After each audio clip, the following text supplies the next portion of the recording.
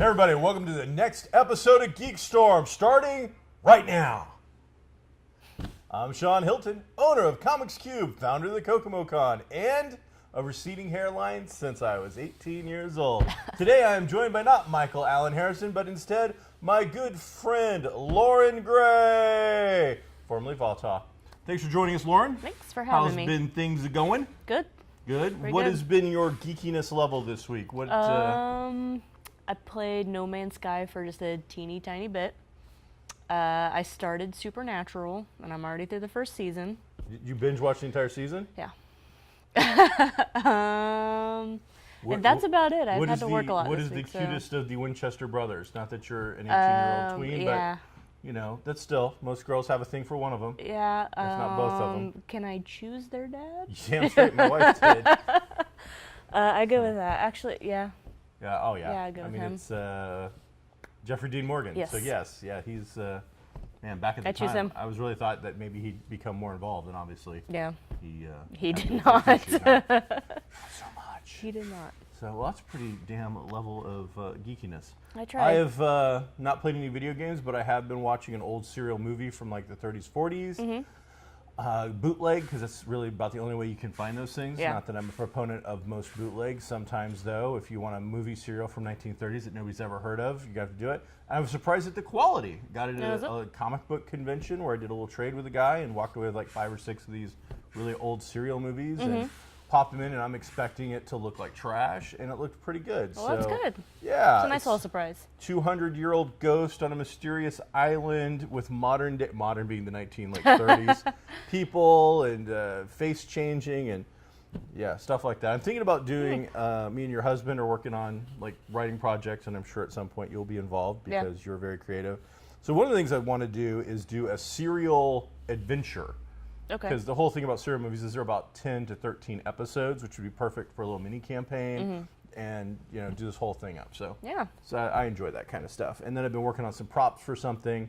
So I've been crafting. I've got a hot glue gun and stuff and making things. And I can't talk to you too much about that because you're involved in it. And it's kind of the worst kept surprise secret. But, I still don't know anything about it, if that makes you feel any better. You will shortly. I know glue guns are involved now. We will be talking about that project as soon as the initial thing is taken care of, and so you'll be all filled in about that. KokomoCon is coming up October 15th.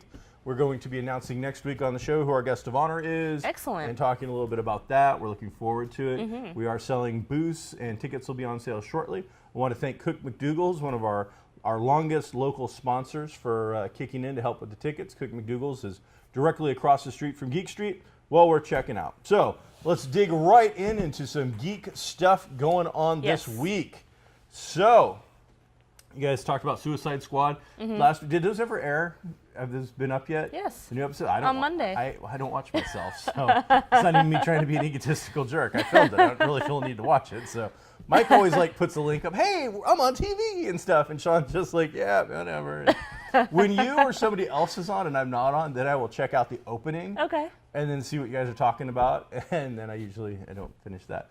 But well, because if it's with Mike, I'm like, I already know what Mike's gonna say. I can finish half of his sentences, so it's really not that incredible. So last week we're talking about Suicide Squad. Yes. It's getting these horrific bad tomatoes and other fruits that are perishing and rotting. Making And $500 million. $500 million. People, you can hate it all you want, but it appears that you voted with your pocketbook because at $500 million, even if their budget was $250 with their ad buy-ins, that is a profit of $250 million. I got to think this movie is up $250 million. There is no studio exec that's going, man, let me see here.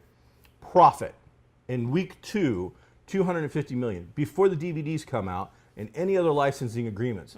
I don't think we should make a sequel. What are you talking about? yes, there's going to be a sequel, and that's the Yes. great thing about the Suicide Squad is it doesn't have to be that same cast.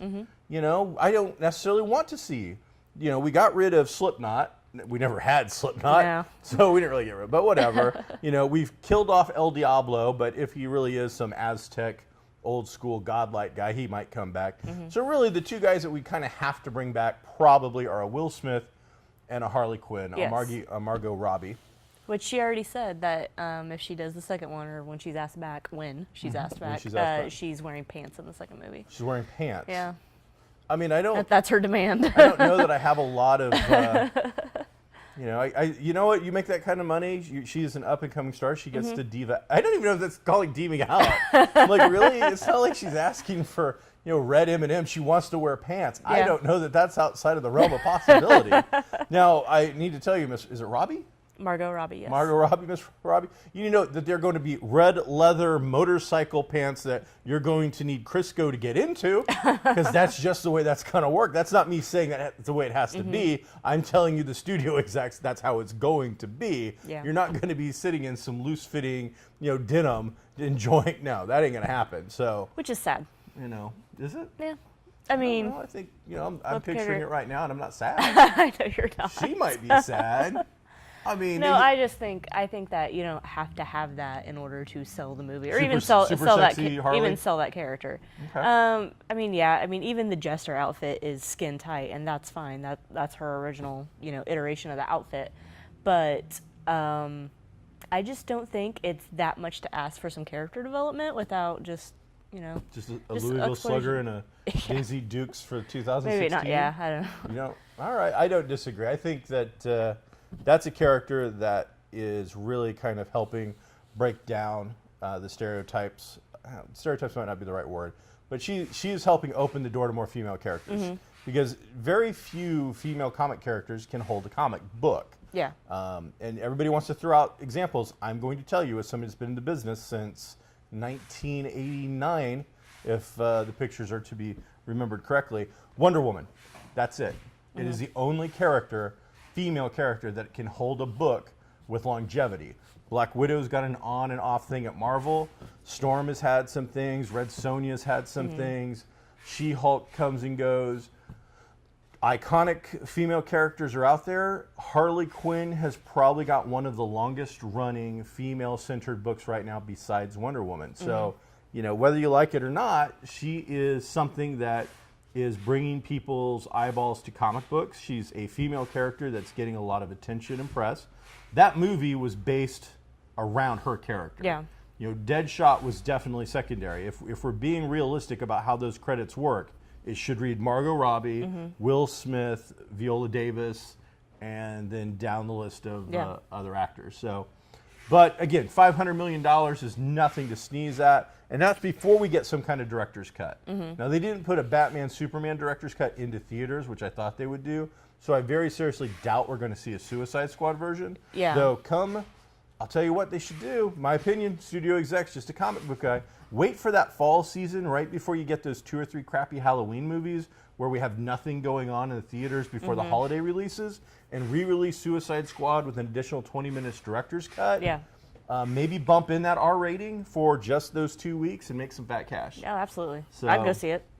I would too, and I think you throw on another cool 4 or 5 million probably onto the back end total for just re-editing something that you're already going to put on DVD, and we know that footage is I really there. hope for the DVD that they have all of the footage on there that they reshot, like every single bit. Sure. I want to see what the movie was before they decided Before to. they went in and ham-fisted it? Yeah. I want to just explain the damn unicorn. Somebody wants to tell me why there's a unicorn. I'm cool with it. I don't have a problem with unicorns. I just want to know why Boomerang's got a unicorn. They wanted him to be Deadpool-esque, maybe. There you go. With the chimichangas and the Chimichangas? and all the other Could be. stuff. A little further out than Kokomo, but we're carried on YouTube, so we reach a little further out. Is it Carmel has Flicks Brewhouse? Yes. September 8th, Big Trouble in Little China, 7 p.m. Like $5 a ticket. Yep. I just bought 7 tickets. I bought an entire row of the G section pretty much from in table to in table, so you can't have those, sorry. And the reserve tickets. So if you're a Big Trouble Little China fan like I am, it's my second time all-time favorite movie. Flicks Brewhouse is going to have it on the big screen. I think it's September 8th. It's at 7 p.m. And again, it's like $5 a ticket plus tax or something. Yep, so. and you get to eat a meal and drink a drink. But not for the while $5. You're adding on to the ticket at that while point. you watch the movie, which is what that excited about that restaurant is known for. So a little closer to home in the Kokomo area, we take time to read a little Harrison for you.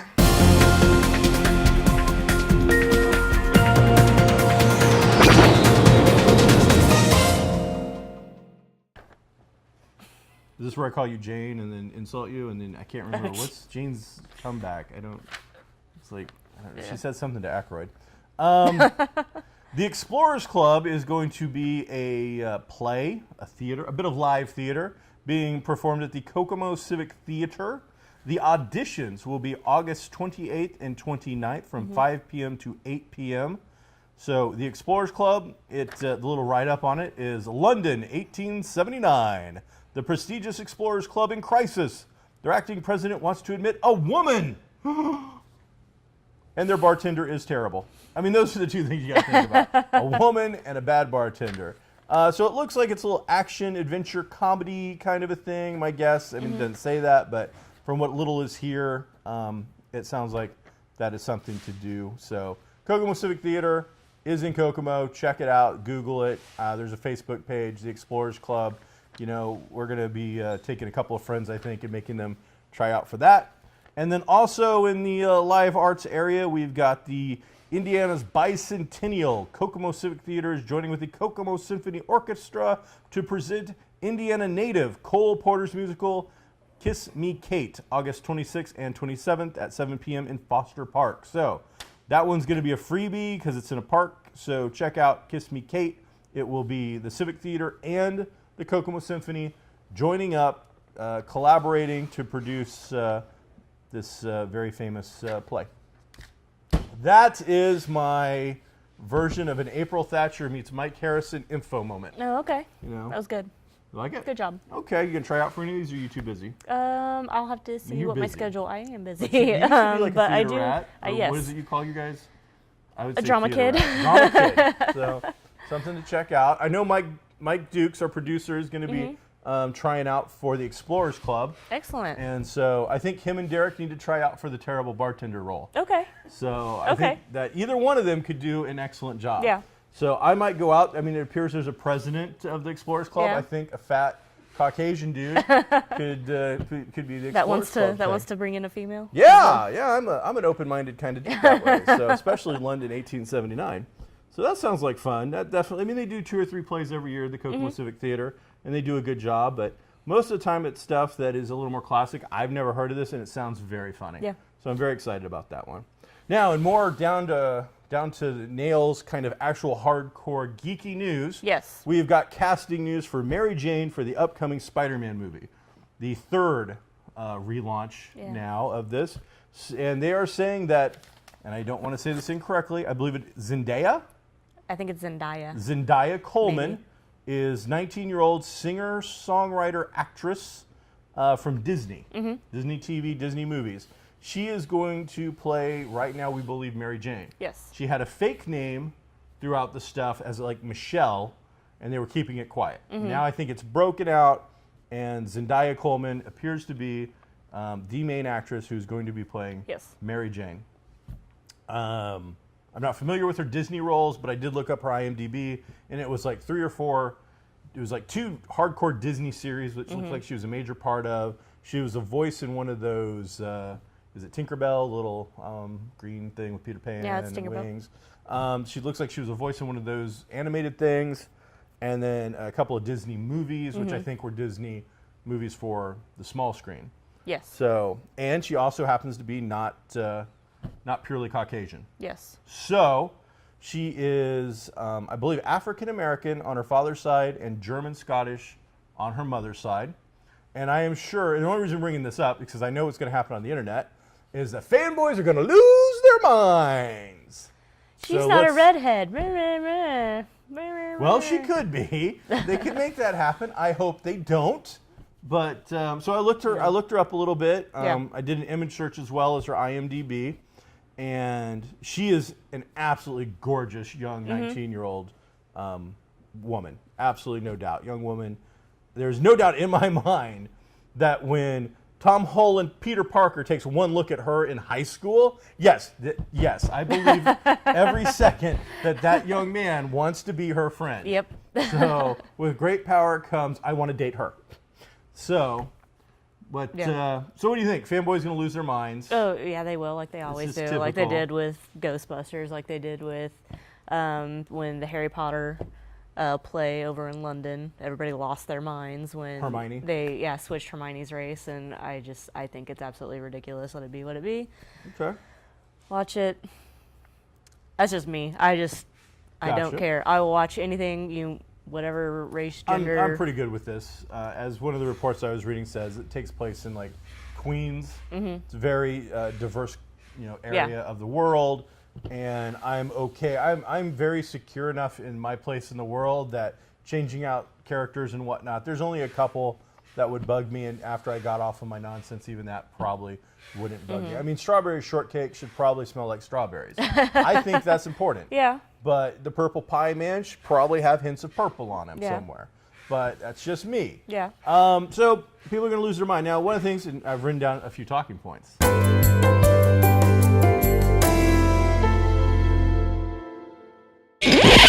Because Mike's not here to go down do the list. So, is there a double standard?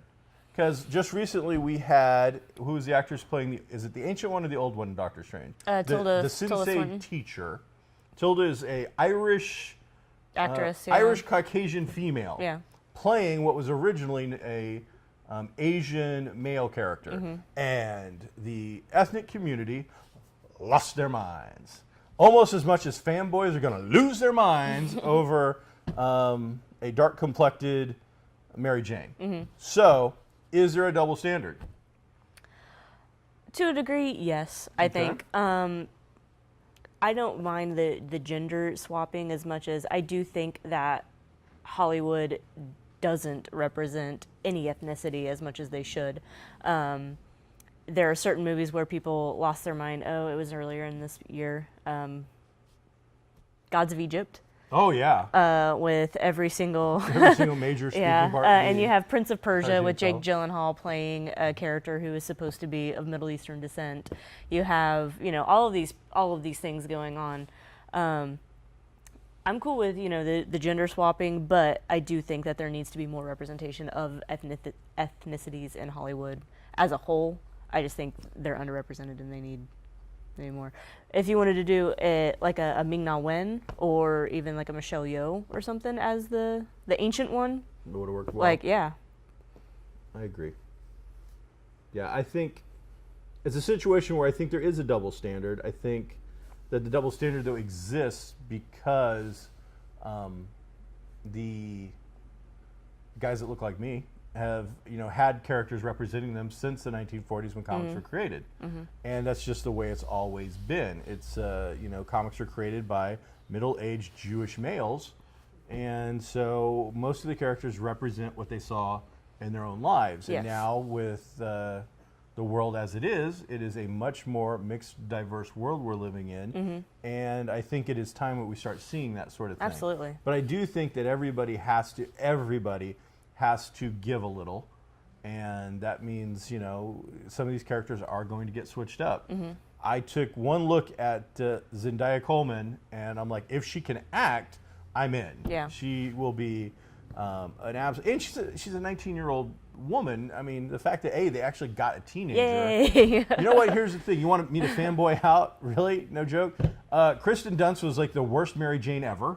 I don't know why we got a blonde woman to play Mary Jane and then do just a horrific job doing it. That was a train wreck to watch. Then you go out and you get me a Gwen Stacy with Emma Stone, who I think's a really wonderful actress, does a great job, except now my Gwen Stacy, who's blonde in the comics, is being played by her, what is traditionally a redheaded actress.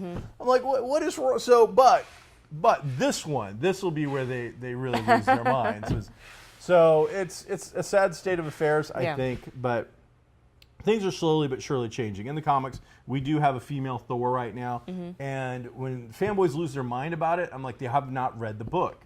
It's not like Marvel just came in and went, I'm not Thor anymore, you're Thor, and it's just done. No, there's story behind it, there's depth, there's meaning, and it's some of the best writing that's being done right now. I had a customer in the other day just kind of losing their minds that Iron Man was about to be a young black female. And he's like, what's Tony Stark? And I'm like, no, it's not. Yeah. Rhodes was Iron Man back in the 80s. And he happened to be a black male, and nobody lost their minds. He joined the Avengers. He was in the Secret Wars. It wasn't Tony. Yeah. Tony was a little too busy avoiding AA meetings at that point in his life. Pepper Potts has had an Iron Man-like suit. Damn near anybody. Spider-Man's had a suit. Everybody's had a suit. So, quite frankly, Iron Man isn't the person. Iron Man is the suit. Yeah, absolutely. What makes the hero in the Iron Man suit is the abilities and the bravery of the person in the suit. So putting an incredibly intelligent young black female in a suit of Iron Man armor, the only thing that we need to be talking right now is where is CPS, because she is underage and you're putting her into a lot of danger. That's where we should be having this very serious conversation right now. But regardless, so the other thing is Zendaya Coleman is coming from the Disney Channel. Yes. Marvel is now owned by Disney.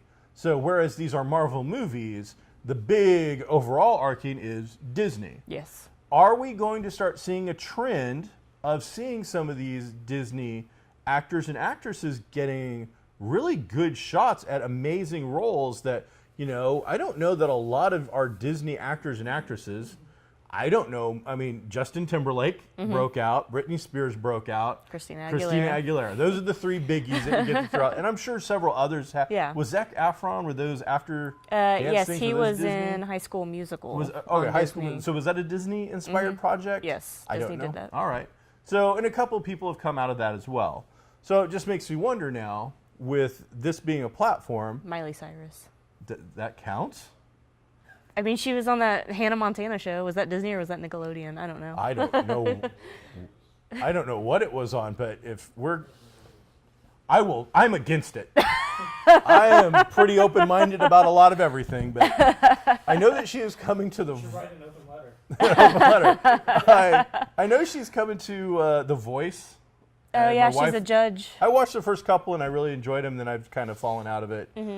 But yeah, she's coming to The Voice, and I'm just like, no, I don't. But my wife, according to her, she was a helper or something on last season, and she was really good. So we'll see. I don't watch But the show. point being, though, is I think there is a chance because of this umbrella of Disney, we're going to start seeing some of these actors and I actresses think getting You are correct. better shots at stuff. Since I have kids, I've watched a lot of Disney Channel now.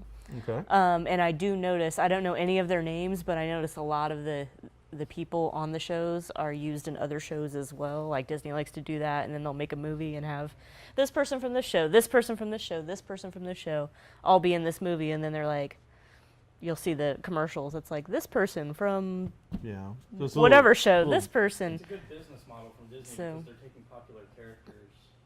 Yeah, putting so them in So yeah, I think- producers saying that I think they will start having chances at these movies and the Star Wars movies because of Disney liking to do that. And Gotcha. I mean, there's definitely cash cow. a family, Disney family of actors, a stable. Yeah. Back in the old Hollywood system, studios basically owned certain actors. Oh, The yeah, contracts were, pretty ironclad. They could make sure you just flat out didn't work.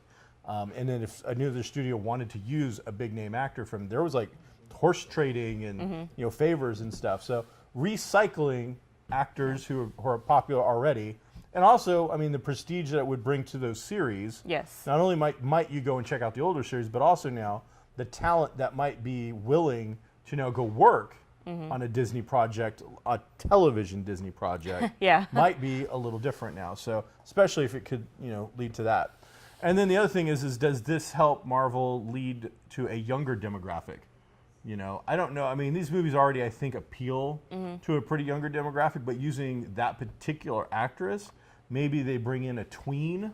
yeah. Well, I think they can use it as a jump off to start doing lesser known movies or lesser known characters even in the comics, instead of doing like DC's right now, just spitting out Batman and Superman over and over and over and over again.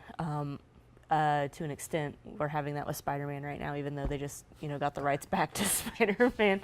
They didn't get the rights back. Oh That's well, the no, other they thing. didn't. But It's just a partnership now. the whole we're just going to keep churning out Spider-Man movies because he's a well-known character. Do something else. They do And make it's some like I told you, cash. we don't have to do like a better A Bill movie, but like Well, we could. we could, and I think Absolutely it would be could. entertaining. But So- that's for another Do we show. see a Squirrel Girl? Yeah, Howard let's the go Duck? with Squirrel Girl. We've already had Howard the Duck. No, I want to George on the Lucas DC side wants of you to things. forget I about want it. a Harley and Ivy movie and a Gotham City Sirens movie, Okay. or even just do an Arkham Asylum movie. I said that last episode. Now, with a Gotham City Sirens, which would be Harley, Poison Ivy, are we throwing Catwoman into that? Catwoman, yeah. Now, does DC produce something with Catwoman in a Batman feature beforehand? Or do No, they no just- more Batman. just- Stop it with Batman. just stop with Batman? All right. Stop it. So I haven't heard much about Have the him new- in the Batman movie. in the background. I'm But hearing that Affleck's going to get to direct, possibly, Batfleck. the new Batman movie. So They'll probably give it to be him. interesting. CW news, because Yeah. these guys just are the gift that keeps on giving. You can't go wrong with the CW. Rob Thomas, not in fact the lead singer Matchbox of 20. Matchbox 20, but the creator of Veronica Mars and iZombie, has now been slated to bring about a version of the Lost Boys for the CW. Mm-hmm. Now it turns out, and I'm not that familiar with the CW's history until the superheroes popped up in I Supernatural. was gonna say, didn't Supernatural? It's where it got going. It's been on a long time. Yeah. But I'm under the impression from the article that I have read that the Vampire Diaries at one point was kind of one of their heavy hitters. It and was. it's slowly but surely, this might be the last season or last season's coming up. So it's looking off into the sunset and saying farewell. So they want to bring in a Lost Boys based on the Kiefer Sutherland, Haim, Corey, and Feldman Yeah. Corey movie to the CW as a television project. Now, Rob Thomas has got a pretty good track record. A lot of people really enjoyed Veronica Mars, and iZombie started off slow burn and has been mediocre, middling, but is pulled in a good audience. Yeah. I know I've watched the entire first season. I'm interested in the second season. So, what have you ever seen Lost Boys? Are you familiar with Lost Boys? Yeah, I've seen the movie. Well, what do you think television version of it? If they do the whole like 80s vampire thing, I think it'll be fantastic. Stranger Things has picked up, a huge audience, and I think part of the reason why Stranger Things was it was well written and it was well shot, but I think the whole nostalgia factor for it, for everybody that has been watching it, when they think back to the times of E.T. and all that stuff and just the way it was shot, I think this will do really well. Lost Boys has a huge cult following anyways, so you'll get all of that fan base. Sure. And then You won't get Have the they Frog said- Brothers. no. Because what they're doing, what the talk is right now, and of course this is I was gonna just, say, is Keith Sutherland gonna be? I don't in think it? so. If anything, he'd probably be the. What's he doing now? Well, we'll see. Down here it says something about this season about a 24 legacy Ooh. television show. But what they're talking about doing with the Lost Boys, and this is kind of interesting, is they are looking at doing they want to do it over 7 seasons, which normally when you're pitching a brand new project, you don't know you're going to get a full season. Yeah. And there's not to guarantee it would get 7 seasons, but they want to do a 7-season treatment to it. It's on the CW, so their chances of getting 7 seasons are pretty good. I think we're on like 12 with Supernatural. It's the show that will never end. It won't end until those two guys say enough's enough. Yeah. I've got enough money now to pay, forever. But the idea is that the show would be over 7 seasons and would start in the 60s during a Woodstock kind of summer of love that'd be fun. period. And every season would be a new decade. And the entire cast would change except for the vampires, who would then go all the way through. I mean, I'm sure we'd lose a few along the way. But the idea being is vampires don't age, so we can follow their story from the 60s all the way up to, and I would imagine the last episode would almost be present day, sort of thing. So that kind of concept interests me. The Lost Boys itself is interesting, but I've never been a huge fan. But the idea of doing it in these decade periods seems interesting. And then they've also got MacGyver coming out this year on television, Training Day, Frequency, a Lethal Weapon television show. I saw the previews for that. 24 is coming back, The Exorcist, as well as a Taken TV series. I have a very certain set of skills, and that is to get to another season, please. Yeah. So there you go. So there are some of the news and interesting things going on in the world of comic bookdom and television-dom and movie-dom. Yes. Mike might be back next week, but he's getting ready to go to Dragon Con, so we will have some fill-in wonderful co-anchors to help us out here in the near future. Sean Hilton with my good friend Lauren Gray.